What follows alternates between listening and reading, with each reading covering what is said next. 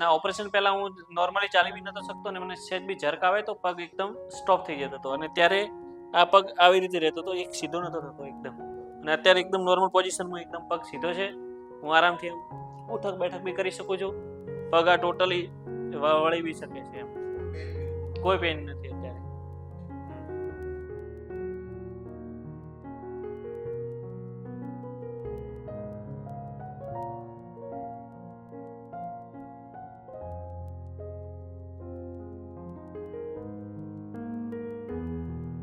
નરેશકુમાર ઓખાભાઈ ચૌધરી, ગામ ભેસાણા, તાલુકો દિયોદર. મારા નાના ભાઈને એક્ટિવા સ્લીપ ખાઈ ગયું હતું, એટલે એના ઉપરથી પડવાના લીધે ઘૂંટણમાં લિગામેન્ટનો પ્રોબ્લેમ થયો હતો.